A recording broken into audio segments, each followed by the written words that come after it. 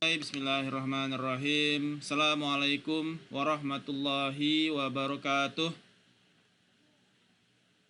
Waalaikumsalam warahmatullahi wabarakatuh. Baik, hari ini kita bertemu kembali di kelas Financial Intermediaries, perantara keuangan, perantara finansial. Dan pada hari ini kita masuk ke chapter 10. Kita kemarin minggu lalu kita sudah membahas mengenai debt security markets. Kita telah membahas mengenai money market, bond valuation. Ya. Hari ini kita masuk ke dalam part 4, yaitu di equity market. Kemudian minggu depan di derivative market. Minggu depannya lagi commercial banking. Kemudian di pertemuan ke-14 non-bank operation. Nah, di hari ini kita akan membahas mengenai chapter 10, yaitu stock offering, stock valuation, stock offering dan stock valuation. Kalau waktunya cukup, kita masuk ke market microstructure. Kita mulai dari chapter 10, yaitu stock offering and investor monitoring. Chapter 10. Chapter 11 ini. Chapter 10 mana? Chapter 10. Oke. Cita-cita kita di dalam chapter ini adalah Anda bisa menjelaskan di stock exchange, di mana stok itu diperdagangkan. Kemudian Anda bisa menganalisa proses dari terjadinya IPO atau initial public offering. Kemudian Anda bisa menginterpretasikan kepada quotation dari stok. Anda bisa menjelaskan institutional use dari stock market, dan Anda bisa menjelaskan globalization of stock market.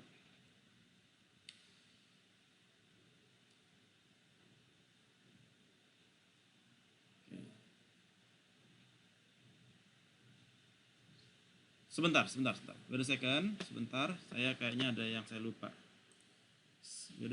Oke. Background dari common stock.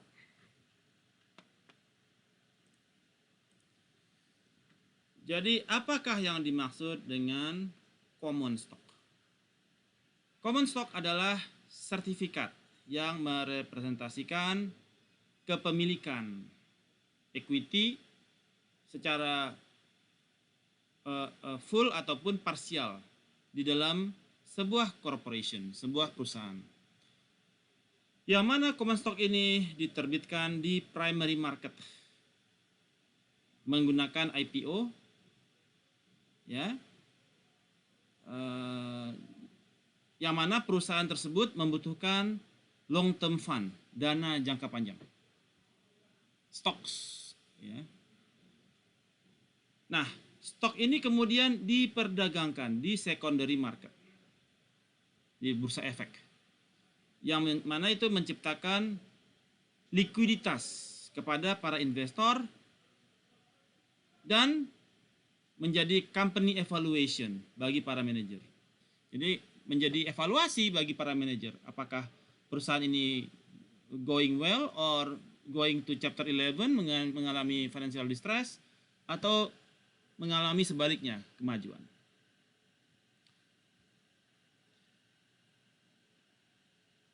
Para pemilik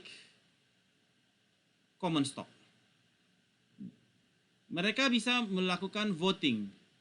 Ya, para pemegang saham, dia bisa vote untuk penentuan board of director. Dia bisa vote siapa dia pilih sebagai board of director.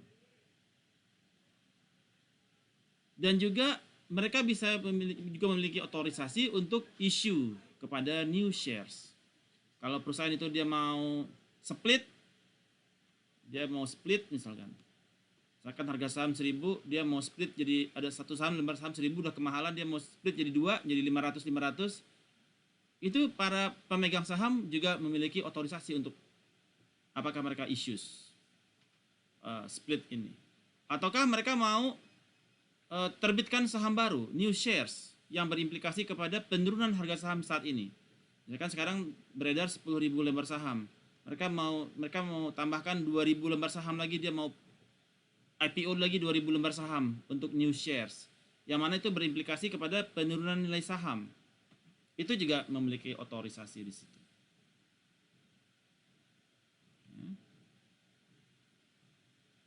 Kemudian many investor assign their vote to management via proxy. Ada perwakilan. Jadi kalau misalkan sekumpulan pemegang saham menunjuk Gazi misalkan sebagai proxy mereka. Jadi Gazi adalah sebagai perwakilan mereka. Jadi mewakili berapa lembar saham dari beberapa orang. Jadi kita bisa menunjuk proxy kita. Rumah tangga itu rata-rata memiliki half of the common stock. Jadi biasanya pemegang saham itu kebanyakan rumah tangga.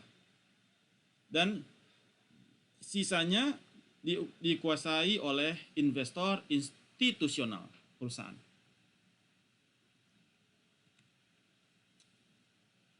Tadi kita bicara common stock. Ada lagi yang kedua disebut dengan preferred stock.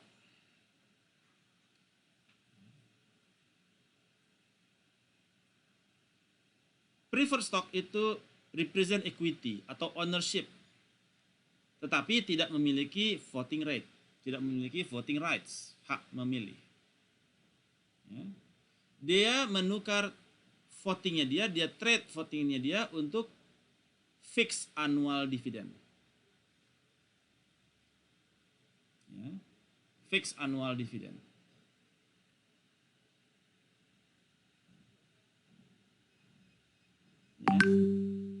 Dividen perusahaan dari net income perusahaan itu masuk kepada return earning dan dividen.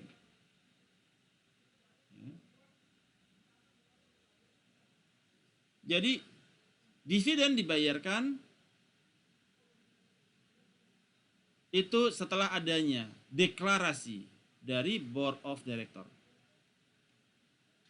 Keuntungannya kita memiliki preferred stock ini adalah jika terjadi pilot, perusahaan dinyatakan pilot, kemudian aset perusahaan kemudian dikurasi oleh pengadilan niaga. Maka setelah aset tersebut dijual, kewajiban yang dibayarkan atas nilai aset yang dijual tersebut dibayarkan terlebih dahulu kepada preferred stock, baru kemudian kepada common stock. Jadi kenapa dia disebut dengan preferred? Karena dia diutamakan apabila terjadi pilot bagi perusahaan. Kalau ternyata nilai asetnya sudah habis ketika di preferred stock, ya common stock nggak dapat kalau perusahaannya pilot. Jadi dia nggak dapat apa-apa. Karena yang diutamakan adalah preferred stock.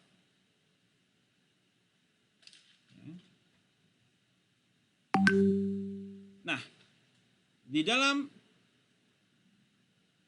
public placement dari stok, stok itu dijual pertama kali itu dalam initial public offering, merupakan first time offering of shares kepada market. Dalam hal ini, perusahaan harus provide information kepada publik. Jadi dia bikin iklan di koran Kompas, bahwasanya perusahaan kita akan melakukan IPO. Ya. Dan dia harus mendaftarkan ke Security Exchange Committee atau di Indonesia disebut dengan BKPM. Nah,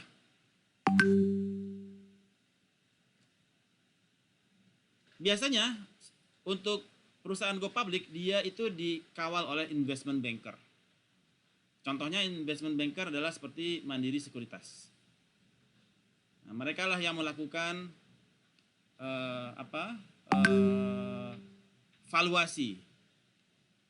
valuation gitu ya, untuk menentukan kira-kira berapa sih harga sahamnya harus dijual. Ya. Kemudian mereka juga bisa sifatnya dia mandiri beli sahamnya, Mandiri surplus beli sahamnya, terus Mandiri lagi yang jualin. Misalkan Mandiri buy semua harga saham di harga 300, kemudian dia jual di harga 500 ketika IPO. That can be also. Jadi biasanya yang mengassist adalah investment banker. Atau dia Mandiri dia ngambil sifatnya commission basis. Jadi berapapun yang terjual Mandiri dapat komisi. Atau jual putus, semua saham dijual ke Mandiri Sekuritas, Mandiri Sekuritas juga kemudian baru jual ke market. Nah, biasanya ketika IPO itu eksekusi, harga itu akan naik di hari pertama. Dan longer performance-nya dia baru menurun. Jadi pertama naik dulu hari pertama, lonjak, habis itu baru turun. Kemudian baru maksudnya ketika kita di secondary market trade-nya.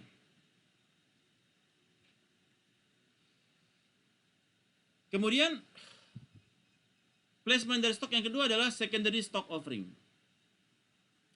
di mana stok baru itu diisi oleh perusahaan di IPO, kemudian setelah IPO hari pertama itu IPO di sebelum dia publicly traded itu di harga IPO. Jadi kita beli di harga 500 misalkan. Ketika di trade hari pertama dia langsung naik, itu sudah masuk ke secondary market. Ya, secondary market.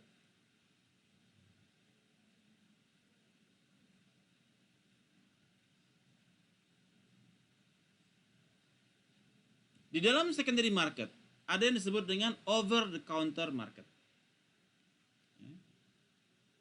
Jadi over the counter biasanya itu no trading floor or specific location. Jadi kayak di apps aja gitu ya, over the counter. Menggunakan telecommunication network. Sekarang udah ada Mansek, udah ada juga aplikasinya tuh, Mansek. Dia pakai Mansek, Anda atau pakai apa yang terkenal sekarang? Binomo ya dulu ya. Binomo bukan saham ya. Binomo itu buat kalau yang buat saham biasanya saya pakainya Mansek. Oke.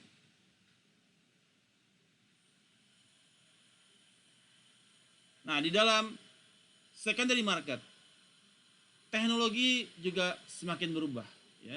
There is changes in technology. People sekarang going online trading, real time quotation, company information juga sudah ada ya. Bahkan kita bisa bermain margin requirement.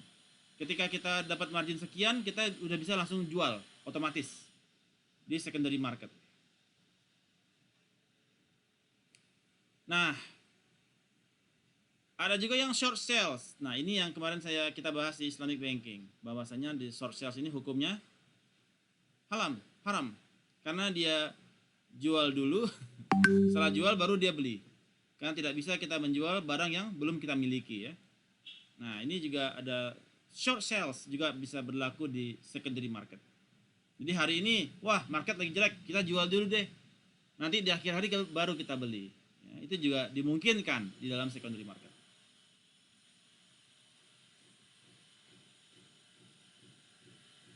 Banyak sekali regulasi-regulasi yang terkait dengan trading ya. Ada Security Act di tahun 1933 dan seterusnya.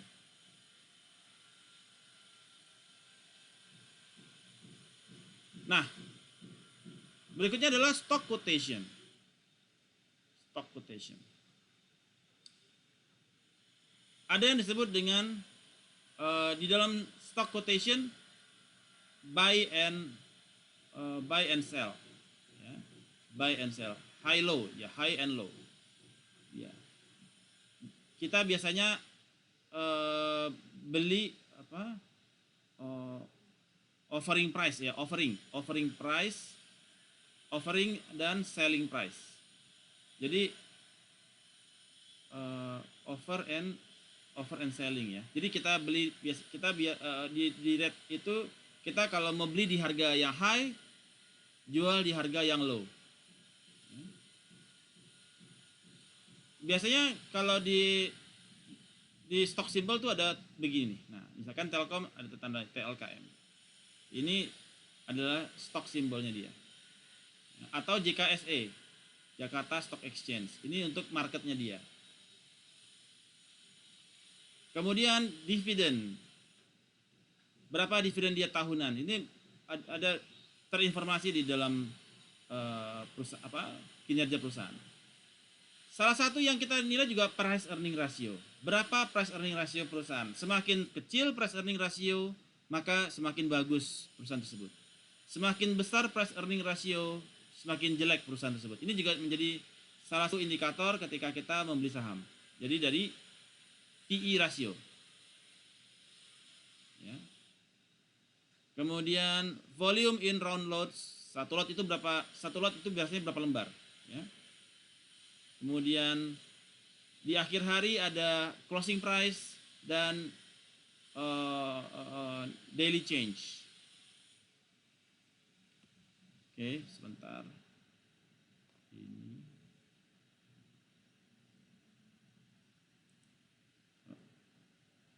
Hengkah? Oke. Ini adalah misalkan saham Telkom, high-nya berapa, low-nya berapa. Ini IBM ya. Ini harga IBM. Berapa high di hari tersebut, highest price, apakah di tahun ini, lowest price di tahun ini, ya. Berapa jumlah dividen, berapa yield-nya dia, price earning-nya dia 20 kali, ya. Artinya 20 kali dari earning per share. Kemudian volume transaksinya, ya, net change-nya berapa. Ini adalah informasi-informasi yang terdapat di dalam stock quotation. Banyak stock index yang berada di dunia. Ada Dow Jones, Standard & Poor's, New York Stock Exchange, Jakarta Stock Exchange.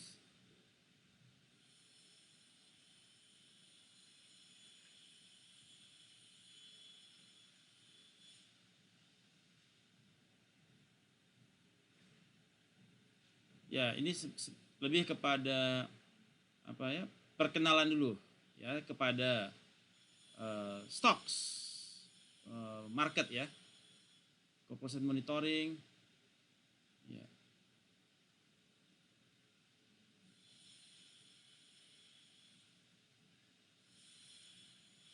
Oke, ini yang topik kita di dalam stock offering and investors monitoring. Sampai di sini ada pertanyaan terkait stock offering, silakan. Belum ada, Pak. Any question? Belum ada, Pak.